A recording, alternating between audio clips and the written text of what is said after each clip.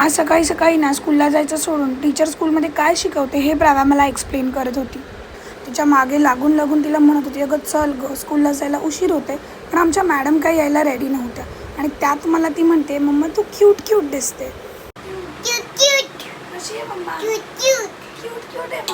तिचा एकीकडे टाइमपास चालू होता. तेवढ्यात म्हटलं चला आपण तिच्यासाठी टिफिन रेडी करून घेऊया. टिफिन रेडी झाला, तिला रेडी केलं आणि आम्ही स्कूलमध्ये जायला निघालो. घरी आल्यावर जेवण करायला घेतलं. मला ना काहीतरी गोड खायची इच्छा होत होती, पण साखर खायची नव्हती. म्हणून चपातीचा चुरा केला आणि त्यामध्ये गूळ आणि तूप घातलं आणि छान असे लाडू करून घेतले.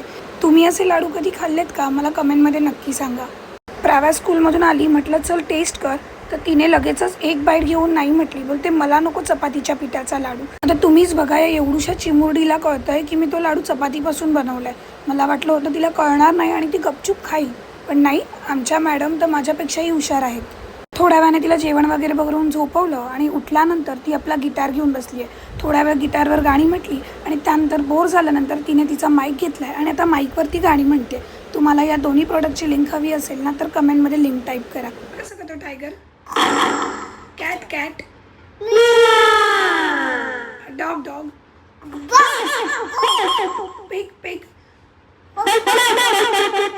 थोड्या वेळाने माझे डॅडी आले घरी आमच्याबरोबर राहायला, कारण भूषण घरी नाही आहे आणि प्राव्याने त्यांना फ्रेंडशिप बँड बांधलं.